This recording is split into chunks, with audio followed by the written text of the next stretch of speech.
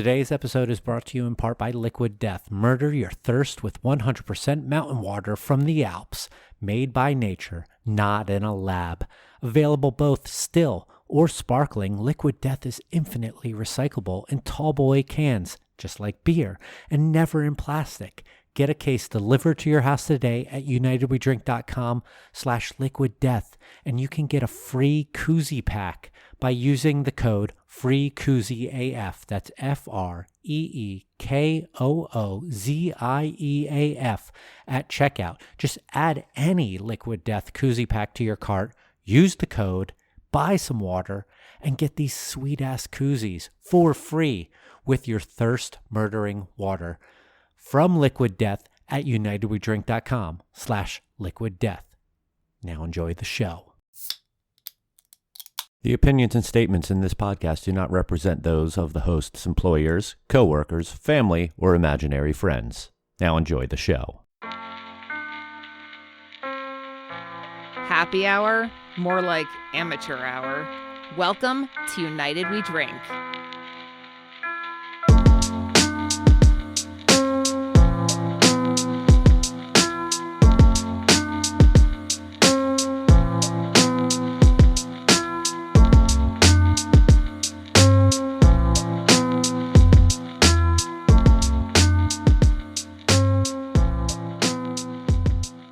Hello, everyone, and welcome back to a beer podcast that just learned that the North American Guild of Beer Writers has a yearly beer podcast award.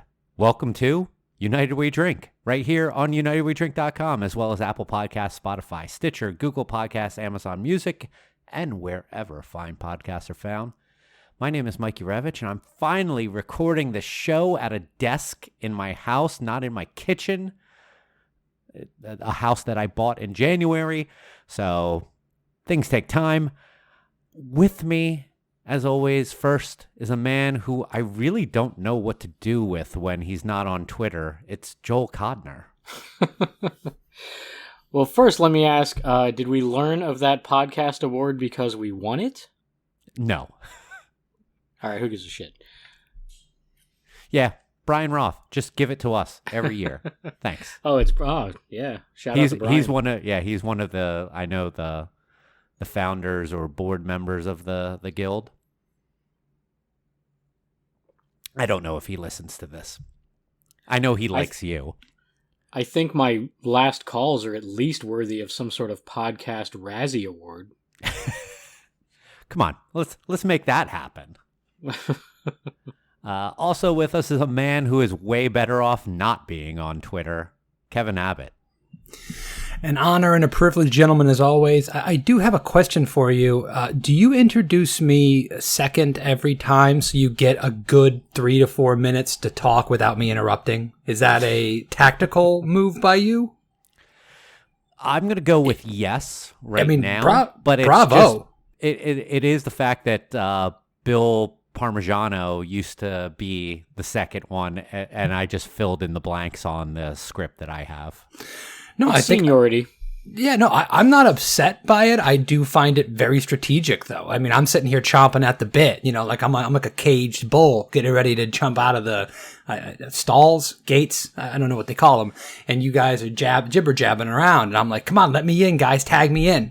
And then I come up with this, which is really stupid and probably pointless. But hey, as we learned on the last episode, Kevin does not like that the last calls are uninterrupted and unopposed.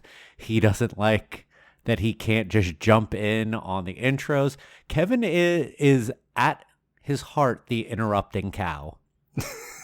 Well, I used to love like Moo. PTI on ESPN, and what was the other one that was basically PTI with just 4 people instead of 2? Yeah. And then there was another one. They had like 3 of the same show on at the same time, but What? Wait, part of the interruption Woody and Wilbon? yes. Okay, then there's the one with all the sports writers that Right. Around the Horn. There you Around go. the horn, exactly. So I was very much into that and kind of in that spirit. But no, always happy to be here and to talk with you gentlemen and hear your insights into the world of craft beer, Marvel, sparkling water, what have you. I think that's the only three things that we ever talk about. It is. Sometimes shopping. Sometimes. Mostly me. Talking about beverages, Kevin, what are you drinking tonight? What do you guys think I'm drinking tonight? I'm going to guess a beer that is from a brewery not named Barrel of Monks. Well, you would be incorrect, and I think you're going to be incorrect every time you guess that, because I am drinking a How About Them Pineapples IPA by Barrel of Monks. I still haven't gotten any, Venmo thing from the brewery for all of these ad drops that you do on this show. It's a very, very simple reason for that. We don't have Venmo. Okay. So I'll go talk to Bill. I know he doesn't know what that means, but he at least has cash. We sent you a Western Union. It's going to get there in 6 to 7 years. So just be I gotta patient. go to the liquor store to get that. Okay. Just be patient. All right. Joel, what do you have tonight? Well, gentlemen, unfortunately, no alcoholic beverages tonight for me, as I have an early double brew day start tomorrow. So just rocking with the Polar Raspberry Lime Flaccid Seltzer this evening. Do you pay extra for the flaccid part, or is that... Yeah, it's funny how that works. Usually it's the opposite. Wait, so does that mean it's not sparkling? No, that's still. Flaccid is non-alcoholic. Oh, okay. Sorry, I'm not up on your terminology. I got to get my new the workbook, like the Oxford Dictionary on all of that. I haven't gotten it in the mail yet. Sorry. I have some Das Pills that I poured from my kegerator that we make Nice. over at Copper Point. Got myself a little slim of that in my kegerator, and then I have a Cigar City, Florida man to back that up. I would normally have some Liquid Death, but my local Publix didn't have any, and so they're out right now, and I just have water from the tap. Do they still make that? They do. I thought that was only available in the toilets, but apparently it still comes out of the faucets. Big bottled water I thought would have put them out of business a long time ago. all of their single-use plastic bottles. I don't know how they haven't. Do you think anyone at home with a kegerator has a side pull faucet? I honestly was going to buy one until I realized how much they are. Then I was like, "Yeah, I'm good with a Perlick." You know who has a side pour faucet at home? Those same jerk-offs with the big fancy CO2 cartridge fucking growler that they like flaunting in breweries. Yeah, probably. I did recently see, I went and visited our friends, our brewery friends at Floridian Coffee Roasters in West Palm Beach to get some coffee for beer that we were making. And they have a little gift shop, retail shop. They're not a coffee shop, but you can buy coffee and other swag. And they have one of those growlers with the cartridge and the tap on it, but it's a nitrogen infused cartridge so that you can just pour coffee straight out of it. And I thought that was pretty dope, and it's got the whole nitro faucet on it, but use it for that, not for a beer. I just want to point out, for whoever had the word dope on the words that Mike will say during this podcast bingo card, that's awesome. That's a good get. You're well on your way to a bingo. It's right next to the free space. And You if used that word with me recently too. Did I? is that your new is that your new thing? I got to look through my text now, but I know he did. And I feel like I use it every once in a while. I always feel like I'm channeling Jason from The Good Place and wanting to be like, dope. I can kind of imagine you sitting around with Allie one day, watching some TV, having a few beers, going, I think I'm going to start using the word dope a lot. Just kind of ramping it up, getting into a few conversations, and then kind of make it my thing. I mean, listen, having a catchphrase in the craft beer industry is a really, really good thing. Right on. You know what I mean? No, I'm saying, yeah. I found the text, and Kevin will appreciate this because this is more shameless advertising. Saturday, 10:40 a.m., I received a text message, Manthe Gold is dope. And, I'm half awake on Saturdays at 10:40 a.m., and I go, what? And he had then informed me that our good friend and colleague, Matt Manthe from Odd Breed Wild Ales, our kind of sister brewery, if you will, won a gold medal at GABF this weekend. Yeah, that's a pretty cool thing. I mean, it's our sister brewery. I'm technically one of the owners, so that's pretty dope that Odd Breed would get a gold medal in the Wild Ale category. It's a pretty cool thing. Yeah, I mean, that dude has earned that. I know, Joel. I was very particular when I put that out there on Twitter last week, and not to say deserves, because I know Joel hates it, but Joel's not even on Twitter right now, but he's gotten me into using the word earned over deserves. Matt Manthe, one of the best brewers in the state of Florida, if not the best brewer in the state of Florida, and a well-earned medal for all the hard work that he's put in. And I know that he's put in a lot of work at that brewery over the last year or so, including with knee surgery. In a category that is really hard. I mean, You're talking about, and not even a fruited. I mean, it was a straight wild ale, a blended wild ale that you have to have no imperfections. You have to have a great balance. You have to have everything going for you. So that's not an adjunct cookie beer, which use a lot of that ingredient and you got a shot. So yeah, it's a really nice thing. Matt Manthe's one of my mentors in brewing, and happy to have him as a partner and happy to have him kicking out great beers for Odd Breed.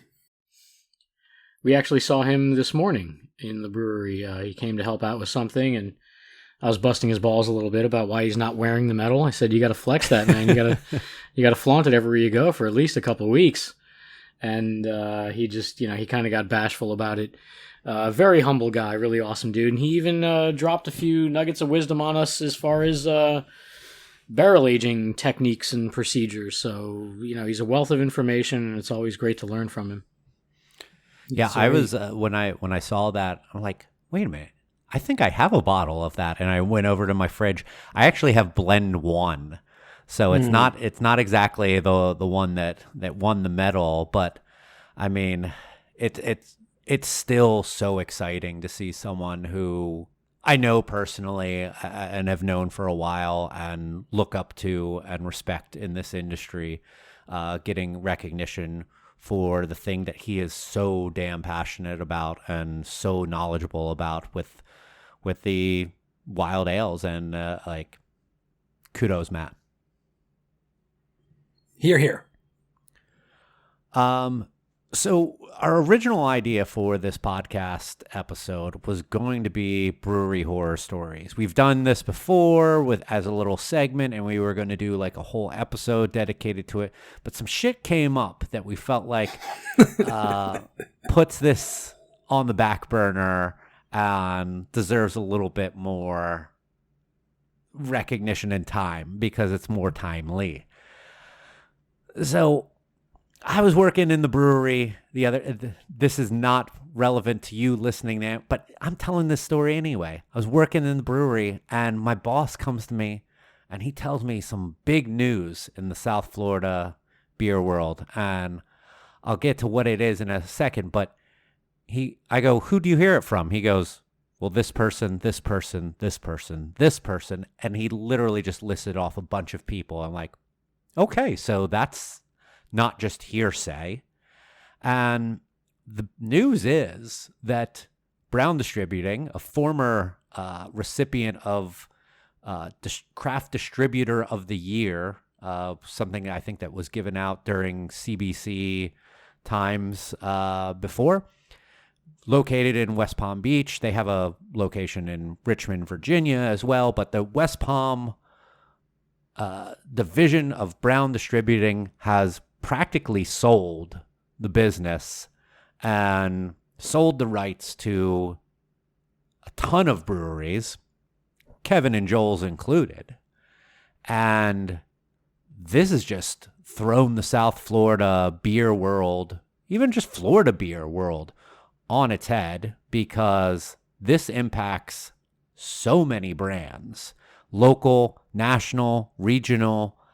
And Kevin wanted to talk about this. I was like, hey, if you don't want to talk about it, that's fine. This news isn't even really out there yet, but by the time this comes out, it's probably going to be. But hey, let's dig into this, because this impacts both of you guys potentially, and see what you all think about the whole thing. So, Kevin, why don't you tell us at this point in time what is known and available to put out there as to what's going on with this, because there is some haziness, no pun intended, on some of the details that I've heard.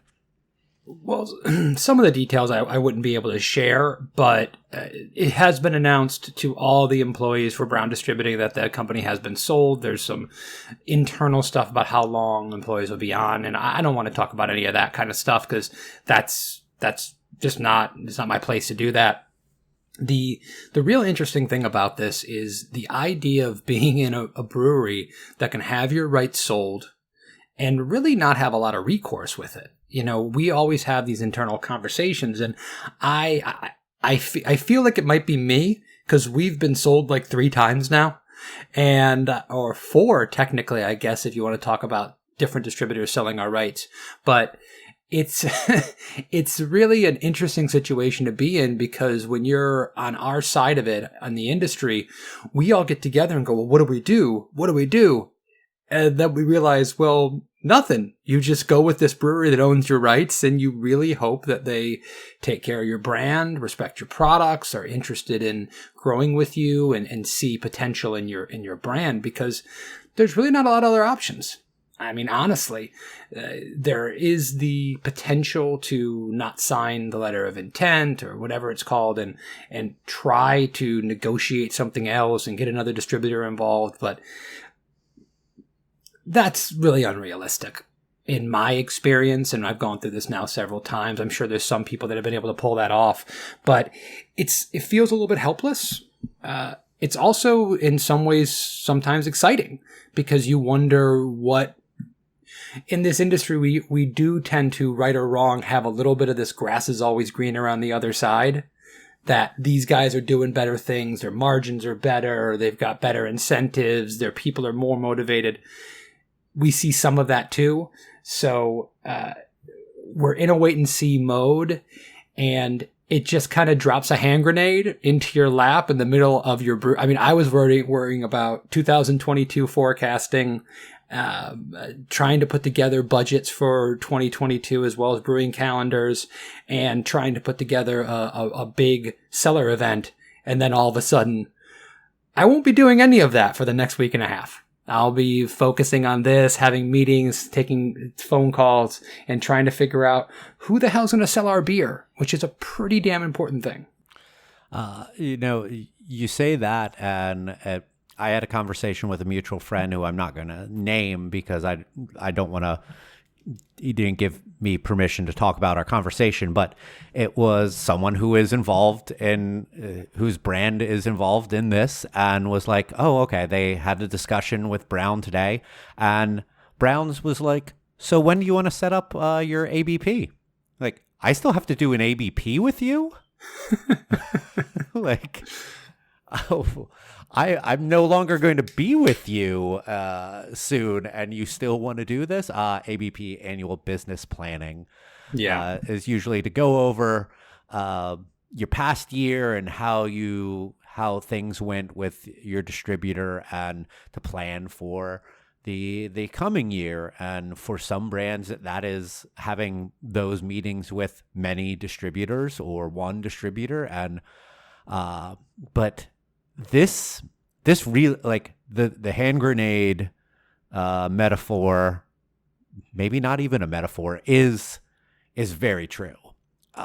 So many people I've talked to about this who have been impacted, have not been impacted, are just like, what is going on? Because, so one thing that came to my mind immediately was how, I think it was a couple months ago, President Biden put out a thing being like, we need to look at a number of industries and the competitiveness within those industries. And the beer industry was one of such ones. And the TTB started taking recommendations or just like stuff from people inside the industry. Like, how do you think this industry could do better to make it more competitive, make it easier for smaller people to be competitive inside of this? And a great article was written on Good Beer Hunting by Kate Bernat about this. And Reyes and Southern Glazer were brought up because of their huge expansions throughout this country, and how Reyes has like practically the entire market in California from buying out other distributors. Reyes is a pretty big deal here in Florida as well. And like, they are a beneficiary to this brown sale. They are acquiring a number of brands in the South Florida market. And you look at like Broward and Miami-Dade County specifically, and they're going to hold a super majority of the craft brands, really. And it's nuts to think about that. Like, one, do they even have the warehouse space? I'm sure they probably do. But I mean, it was also announced that they're picking up Allagash in next month. And I guess next month is when some of these transfers from Brown are starting to happen. We are,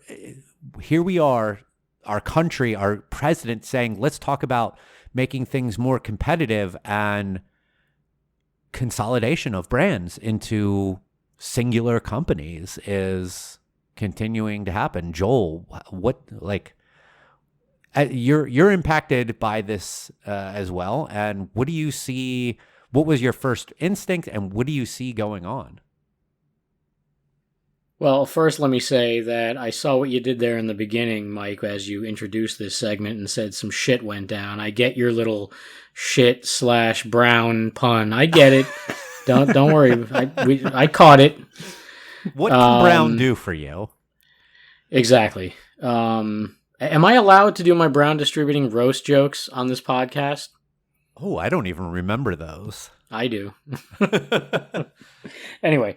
Maybe next month? Yeah, wait until 3 or 4 weeks from now when we're no longer with Brown, and then, I'll have at it. Perfect. So, when I first heard this news, my first thought was, it's mind-boggling how handcuffed we are in these choices. I mean, we really have no say in the matter. And obviously, as Kevin said, you can not sign a letter of intent or whatever. I mean, it's just crazy how you can be sold off like this. And Mike, you and I know, working at our first previous brewery, we had signed with Brown, in South Florida, for the first distribution agreement, and then thought we would kind of mosey our way up into Orlando, and I apologize for using that word. I've never used it before. That's on Joel's bingo card for today. And I mean Orlando, not mosey. But there was some tumultuousness between the owner of that former brewery and Brown Distributing. You could blame both sides, but in an effort to repair the relationship, they decided to sign with Brown in Orlando, even though that wasn't their first choice. They just didn't want to damage the relationship down here and possibly have, any focus on our brand suffer for it. So, they bit the bullet, signed with Brown in Orlando, and then I don't recall how much time passed, but eventually Brown sold us off to, was it 3 other distributors, Mike? When it came down to some of the territory, it wasn't just Orlando. It was like some territories up towards there. We were sold to, I think 3, because the Central Florida was one. We were up towards like Jacksonville and St. Augustine. Those were 2 different distributors up there. Yeah, that whole thing, they consolidated a lot of their Central and North Florida operations at that point in time. Yeah, this was Brown, and they were a statewide distributor, but a bud house in Palm Beach County, and they're a powerful distributor. But yeah, it wasn't very long. Kevin actually can speak from experience that they did a similar thing with Brown. They signed for the Orlando area with them, and was it days or even weeks after that they announced that they were selling those territories, but allowed you to get out of that contract? Well, it was just it was very fortunate for us, very much like Joel's story with our brewery that we all worked at together, is that we did not want to damage our current relationships. We signed with Brown. We were happy to sign with Brown and go statewide with them. And I think the announcement happened weeks after we signed, but the conversation had started before we signed. So our name was not included in the documents for breweries that got transferred over to those distributors. So we got our rights back.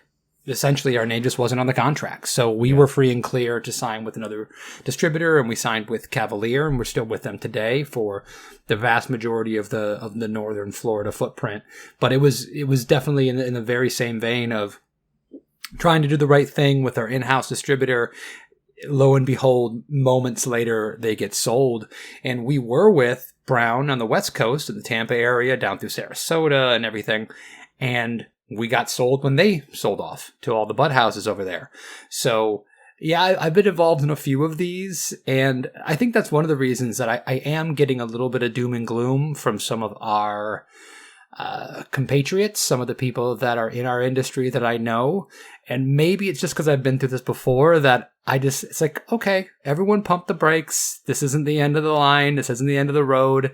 We're going to all figure it out. And hopefully we're all going to find some good things that come out of it.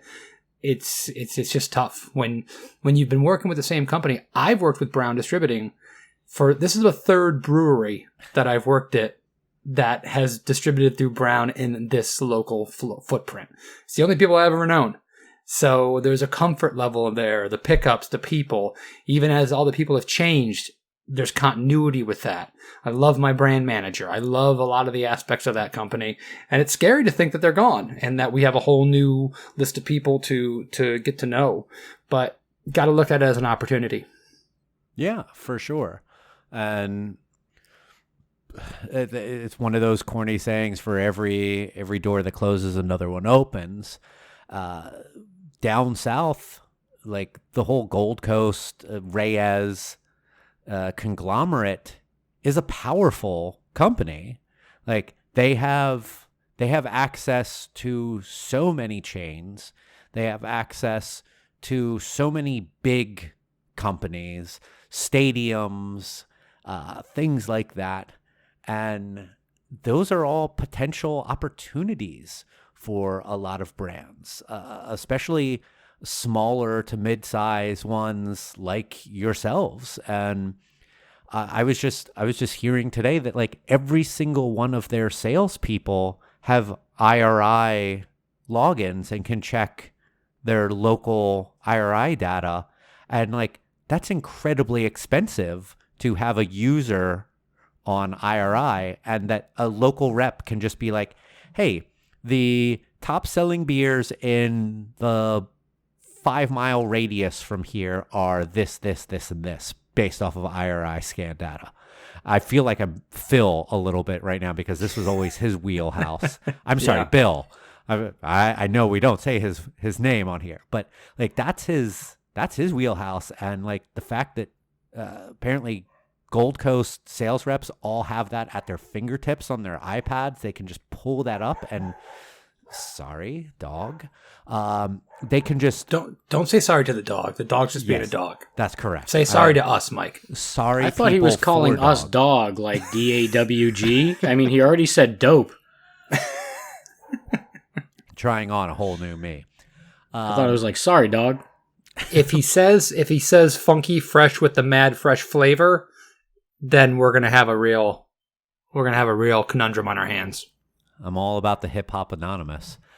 But this could be great for some people. It's also going to be utterly destructive to other brands. Like there's going to be smaller brands who don't have that type of thing, and they were with Brown and they were doing okay with Brown, but like are now going to have their SKUs limited probably by Reyes, and they're going to just be on the outs. They maybe will get traded, get sold, get just let go, and have no outlet for their locals who were kind of helping them keep afloat. And this is going to be a very interesting time. Couple people that I talked about said, I wouldn't be surprised if in the next few years all of the Miller houses in the state of Florida are just Reyes and J.J. Taylor. You know, this is a watershed moment possibly in our market, in Florida in general, and South Florida specifically. Excuse me.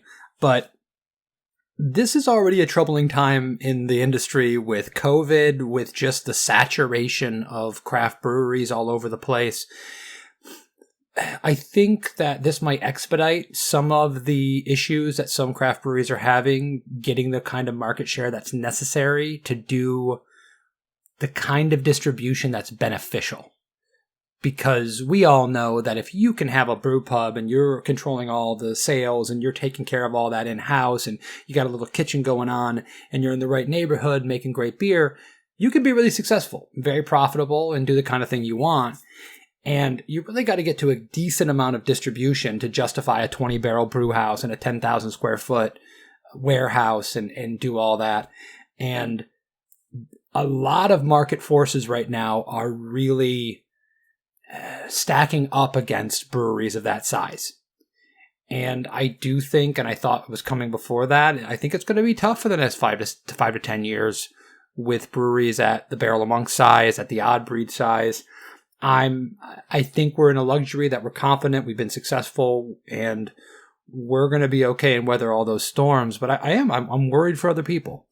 And all I can say to them is find the things you do the best, sell your brand the best way you can. And some of this is selling your brand to the distributor, not even to the people that are going to ultimately buy it, but making sure that they find a way to get behind you is really the name of the game in this kind of situation. Yeah, it's kind of funny. A few weeks ago, I texted you, Kevin, and was letting you know, like, hey, Allagash is coming back to the state of Florida, and they're going all Miller for their distributor houses. Like, that could be some big time competition for you with Wizard, with White coming back into the state. Now you're going to be under the same roof for a distributor, and you got to try to get to those sales reps, get to those DMs, and be like, hey, I'm here. I'm local. I'm a phone call away. I am a car ride away. You need me to come out and help you with something. I'm here. I'm available. I can be there for you. And try to get their attention to be like, we got this local wit beer for you. Allagash is good. It's great. It's all, but you know what? If they want local, they want service, we're always here for you. And it's now a new, different type of game that you got to play. I got a text message from a friend asking, we had this conversation, and I'm saying I had another conversation with someone today that said, hey, are you aware that Allagash is here and blah, blah, blah. And are you worried about it? And my real answer is no, because we're going to fill a niche that Allagash isn't. We're local, Allagash isn't. Our price points are going to be close enough. And we're always having that fight. I mean, when we were in Brown's portfolio, there's 12 local wit beers in that portfolio. There's 4 national wit beers in that portfolio. And there's a little beer called Floridian from Funky Buddha that is not a wit, but a Hefeweizen, which serves the same purpose. Beer category, yeah. But serves the same purpose for 99.9% of all people that don't know a lot about craft beer. And they're a market leader. And we were fighting against them in our own portfolio. So I think that there's a little bit of a defeatist attitude is, oh man, we got to fight this. We've got to be who we are. We've got to lead with quality. We've got to do the things you're talking about saying, hey, we're going to be there for you. We're going to support you. Our beer sells. And when it goes on draft, it's dry enough, it's drinkable enough, and people, and God darn it, people like it. So, yes, you have to be cognizant of that. You'd be foolish not to throw that in your mind and not try to figure out a good strategy around it. But the idea that you're going to go into a portfolio with nothing competing with your beers is asinine.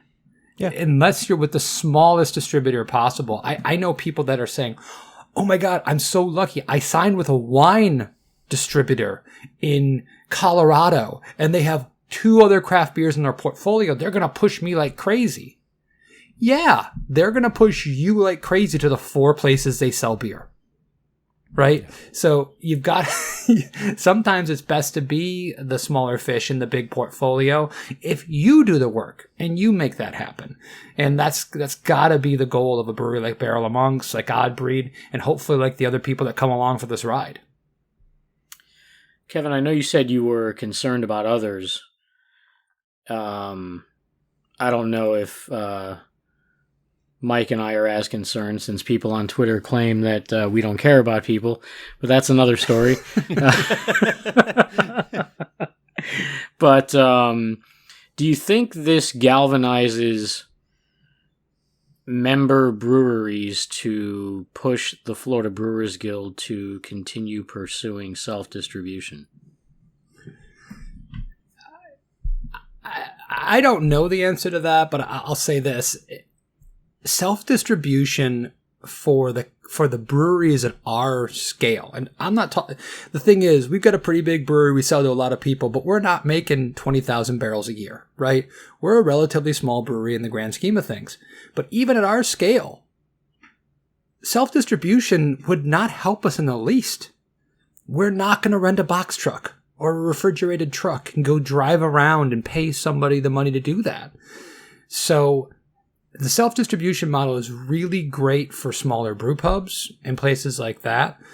And I've been to Brewers Guild's meeting where people are just saying, hey, we need self-distribution. And I hope we get it.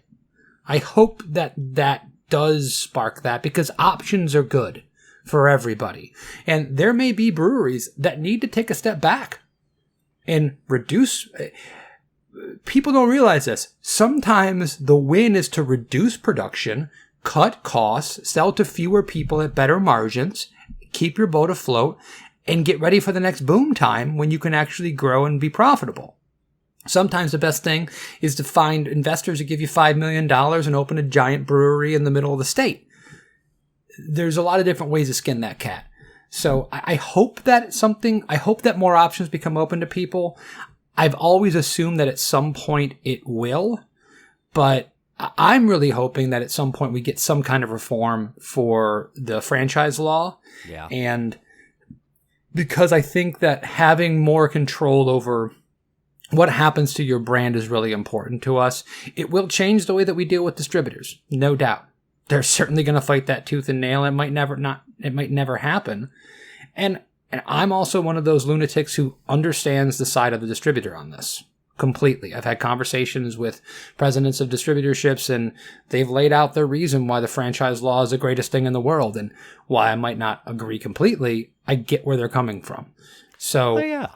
You can understand what I understand their argument. They're fucking wrong, but I understand their arguments. It's funny. Like the whole self-distribution thing, it doesn't. Our breweries, your guys, mine, we're practically same about size. We do around 2,000 barrels a year, 3,000 barrels a year. And in the whole scheme of things, like you said, we're fucking small fish.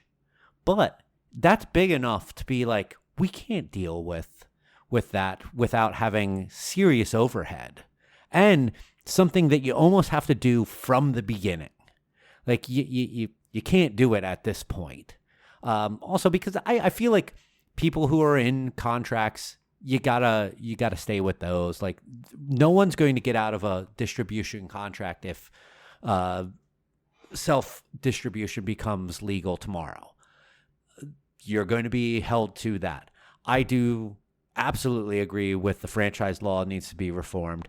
There needs to be like renegotiation periods. There needs to be dates on contracts to where like, all right, just like a baseball contract, a basketball contract, all right, here's the end date. Like, all right, you want to renegotiate? Let's renegotiate and let's figure out things. Now, you can negotiate certain terms because there are people who do small, like 1 month contracts, things like that. But it has to be in the contract. And most distributors aren't going to put that language into a contract because they're like, it doesn't benefit me. Like, no, I'm not going to do that. If that's what you want, then go fuck yourself. I know Joel dealt a little bit with some conversations like that at our second mutual brewery. But it's just... Granted, the guy who, the owner was an asshole, whatever. Nothing incorrect said there. I mean, I probably should have phrased my question a little bit differently and not focus so much on the, self-distribution, because I know it doesn't apply to a lot of breweries at a certain size. But I just think, like Kevin said, options are good, and it doesn't feel like in many of these situations there are a lot of options. Like the point I was getting to earlier when Mike first asked me my thoughts on it was that, at our first brewery, we basically overnight went from 1 distributor to 4. And initially it's, I guess they were like all working out of the same warehouse in that kind of centralized location. You're thinking of, I know what you're talking about, but not all of them were. Okay.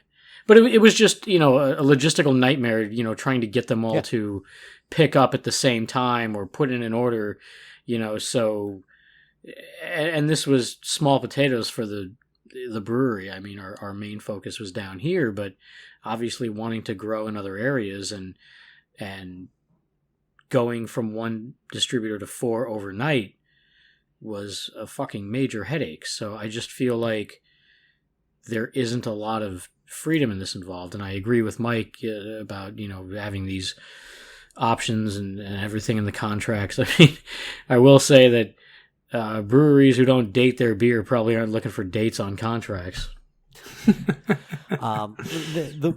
The one thing that you were alluding to is one of the territories that we got bought out in was like the Jacksonville, St. Augustine area.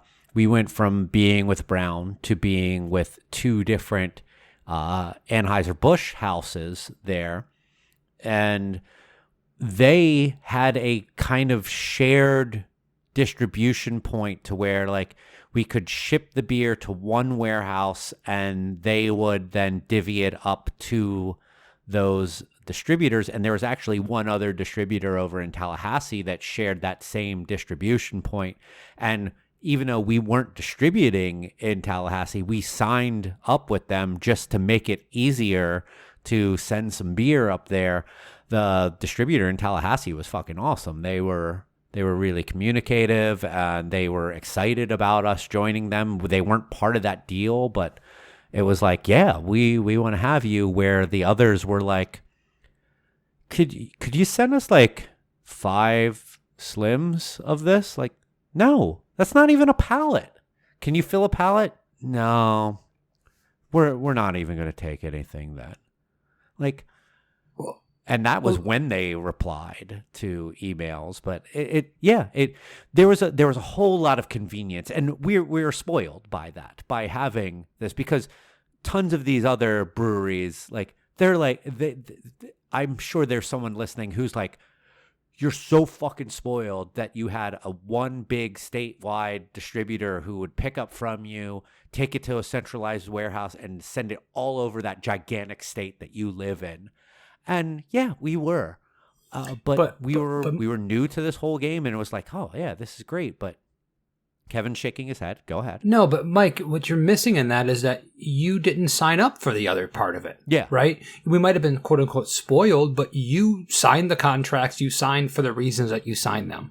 And listen, in this situation right now, I'm optimistic. I'm optimistic about what's going to happen for my brands.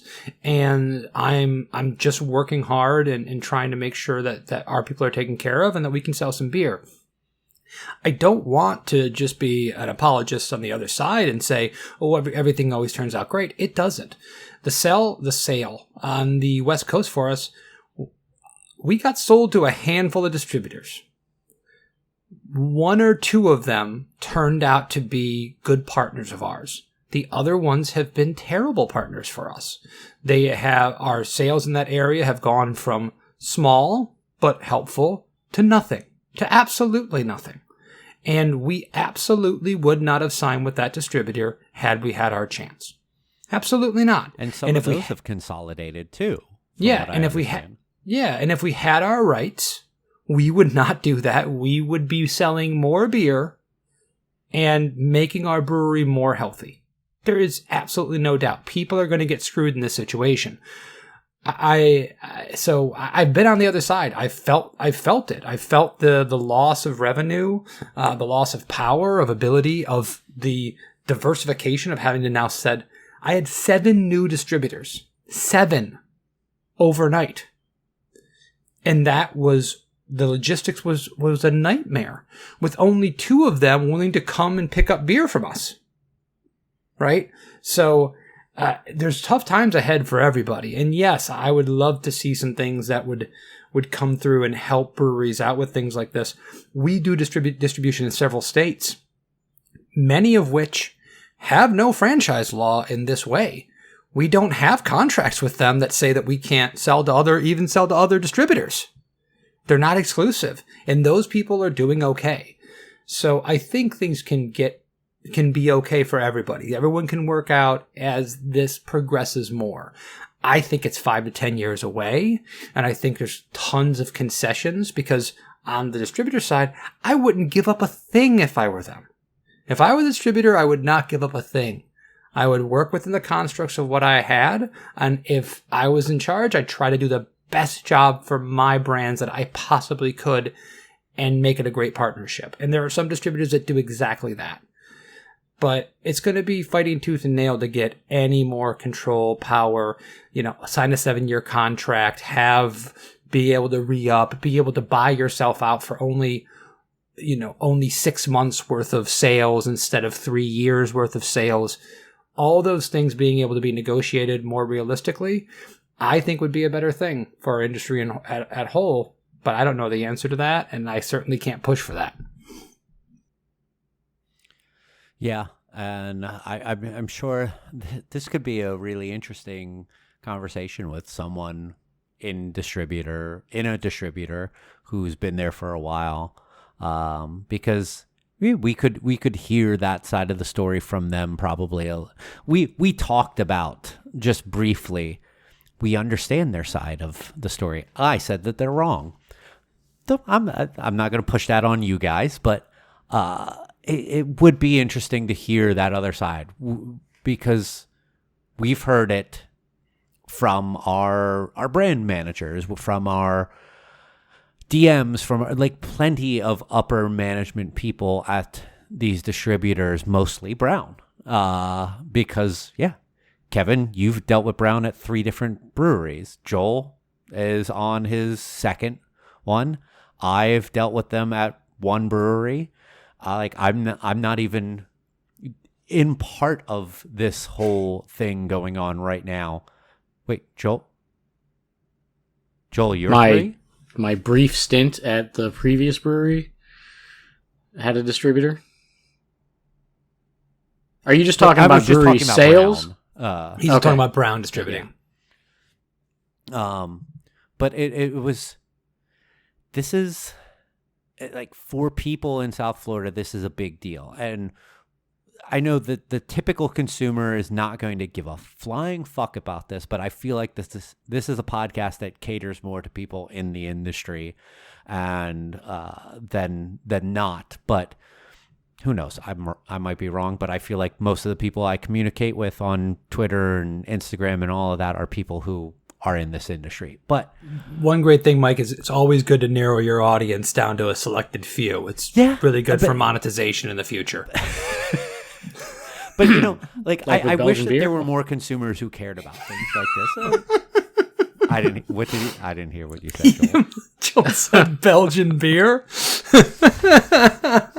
Touche, Joel. Touche. I like that. And that tickled me. I'm too wound up because I'm not drinking. Everyone's a Maserati. I thought it was Lambos. Oh, that was what That's a Python joke. Sorry, I'm dating myself.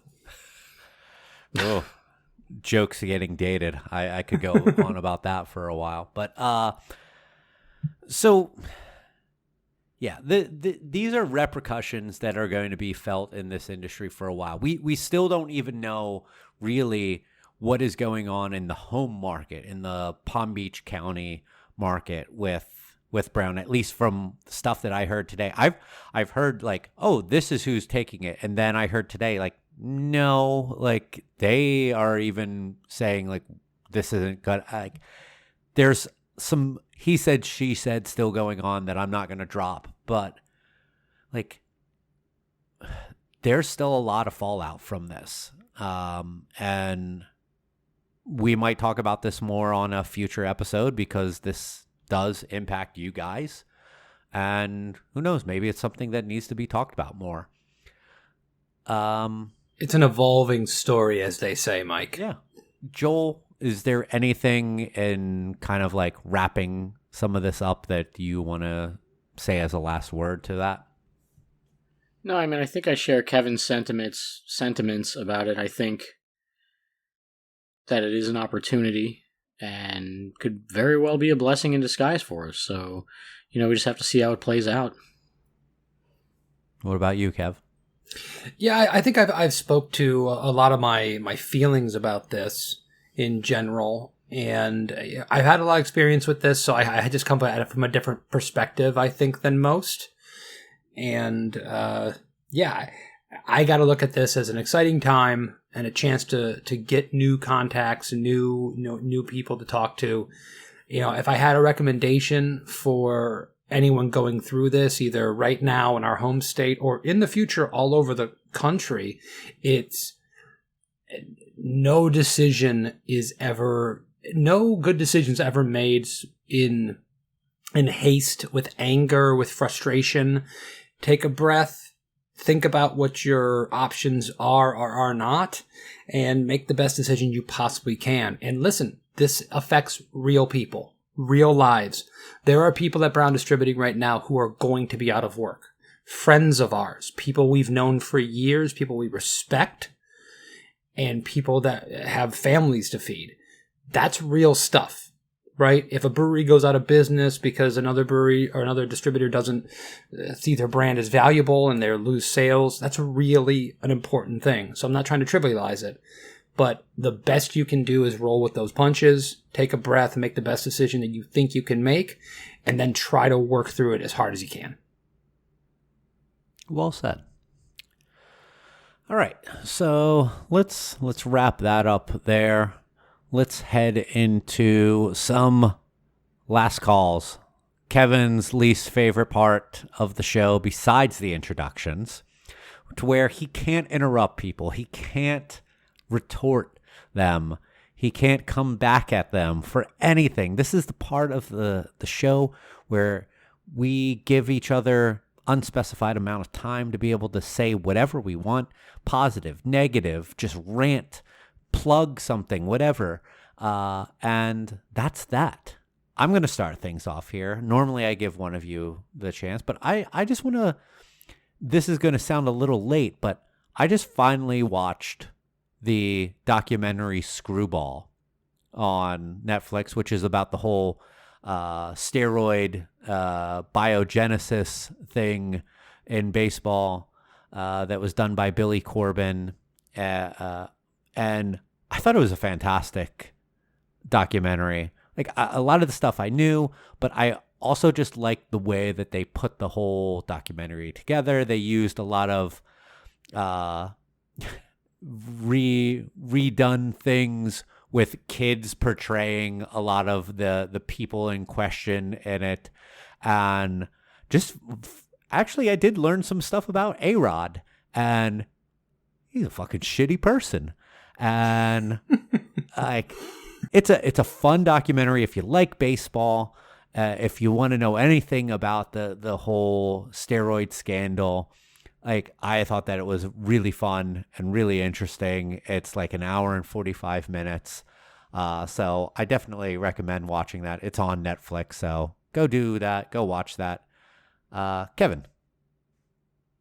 So this actually happened to me several months ago. I was out in the West Coast in Tampa, the West Coast of Florida, I should say. I mean, people assume I say West Coast, I think I'm out in California. No, I don't do that. I don't travel that far away from my home. I have a 3.5-year-old. So, but I was out in the West Coast of Florida doing a sales call, and I poured a really, really good beer, a beer I'm very proud of. One of the best beers I think we ever did, are just to prove a point, double IPA, for the bartender, the owner of the bar we were at, to, a beer that we could sell to them, right? Sales call. And there just happened to be some guys that I believe were from New Jersey that were there, and they were just sharing the beers with us, right? And that's kind of the thing we're used to. We're not just trying to sell the beer to people, we're also trying to share it with other people. And these guys were down and real beer nerds. This was a great, great craft beer bar in the St. Pete area. And these guys went off about how good the beer was. This is a great beer. This is a great double IPA, blah, blah, blah. And I said, oh, thank you very much. I really appreciate it. This is a beer that I'm really proud of. It might be the best beer that Barrel of Monks has ever made, which I think may not be the case anymore after trying our triple IPA, but we'll talk about that in the future. But they said something to me that just stung me and frightened me for the future. They said, it looks like a shelfie. And I said, what? And they said, it looks like a shelfie because it's wrapped. The can is wrapped. Shrink wrap that many of us do on our cans when we're not doing printed cans. We have the option of printing cans, labeling cans, or wrapping cans. And we chose to go with the wrap because to us it looks more professional. It covers the entire can. It looks more like a printed can. It gives you a little more space to do it. And I think professional is the word. We thought it looked more professional than a label. And they said, no, it looks like a shelfie, the kind of beer you'd find in any Total Wine or, commercial place shelf. And I wouldn't think this was very good just looking at it. And I thought it was a cool looking can. I mean, just in general, the design was really wild and out there and kind of crazy. And it was a double IPA from a Belgian brewery. It was our anniversary beer. I thought this was a thing that would pull eyes on it. And they basically said that if they saw that, they wouldn't even give it a second thought because it looked like a shelfie. And it floored the hell out of me. We started talking, should we label our cans and make them look what I think looks cheaper? And that's not to disparage any breweries that do that, because apparently it's a look that the fans of those style of beers, one-off can beers, are very popular. We decided to keep with the wrap cans because we like the look of it. Period. End of story. We think it looks professional. We think it looks really nice. and we like the visual, but it destroyed me thinking that we thought we had this gorgeous looking can that people in that setting would look at and go, no, that looks like a piece of garbage that I would never want to try. It was one of the first times I think in my life that I went up and just thought, man, I'm getting old. Like the kids these days and their music, right? Like they don't know what's good for them. They don't know what quality looks like. So maybe I'm an old man shaking my fist at a cloud, but that stayed with me to this day. And as I'm looking at my beautiful can of How About Them Pineapples, I go, man, I wonder if this looks like a shelfie. I think that we should have a future episode to talk a little bit about that. That's all I'm going to say. I'm going off in my mind right now. Like, there's so much I want to say about that. Me too. Write it down. Put it. I would love to talk about design and all that kind of stuff. I think it's a great idea. We did an episode back a while ago about design, but mostly about the whole stealing IP thing. But I think that we could definitely do an episode about just like design and what we like about design, and like really just those simple things that you said: print, wrap, label. Like there's so much that you can work with that. So like if you want to hear that, let us know, because you know what? Fuck you. We're gonna do it anyway at some point. So angry, Mike. We're not winning any type of podcast award with Brian Roth's whole guild, but who cares? Joel, last call. Oh, fuck. I'm so amped up about that. Anyway. Can you use your last call? I feel like I've got to do a mini episode. What's that? Can you use your last call to respond to my last call? I did that a few weeks back, remember? Oh, that's and you were right, like, can you do that? Guys, I don't listen to this show. I don't think you realize this. I don't even listen to it while I'm doing it. This is I don't even have my earphones in. I'm just talking and hoping you're not speaking. Sorry, go ahead, Joel. So we're recording this on Wednesday, September 15th. Yesterday, Tuesday the 14th. Already kind of a somber day for me because it would have been my father's 72nd birthday.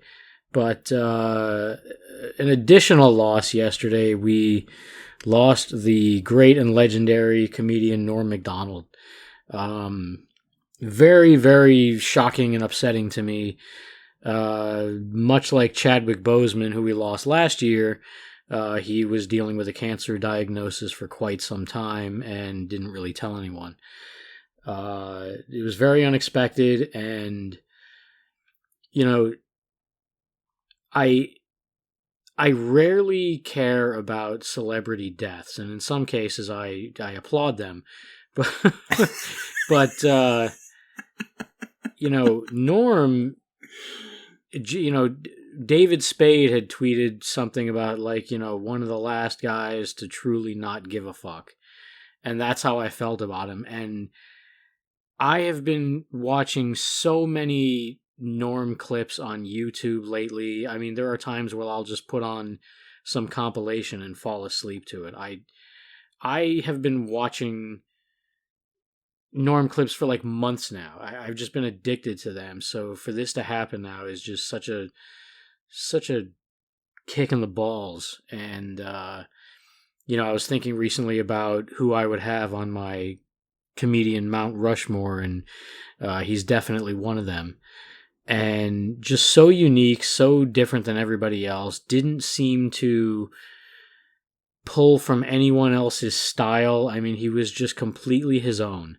And, you know, I think the only way I really take solace in any of this is seeing all of the tributes and outpouring of love for him, you know, on social media for the last since yesterday, because in a way I always felt he was kind of obscure.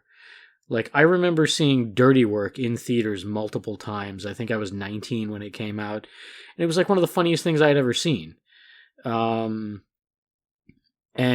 like, I was telling a Norm Macdonald joke to a couple of the guys in the brewery last week, and I had to preface it, or at least I felt like I did, by saying, "You guys know who Norm Macdonald is?" Because I just feel like he was never that household name. I know he had his cult following and was beloved by fans and fellow comedians for sure, but I just always kind of felt like he had a little bit of obscurity in a way.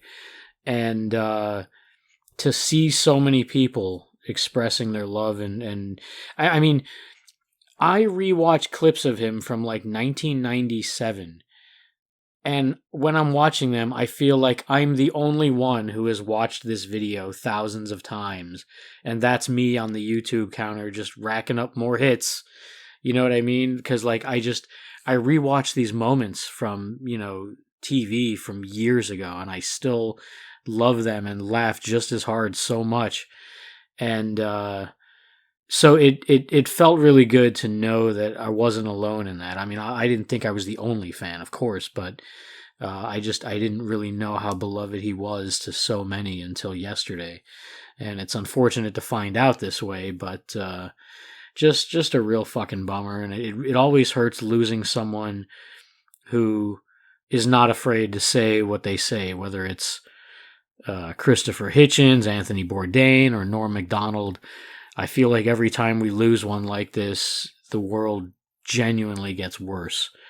So, just that's my little tribute to Norm, and that's it. Well said, my friend. Well said. Anything that you want to plug, Joel? Yeah. We have an event coming up at Barrel of Monks. What is it? Saturday the 25th, Kevin? Correct.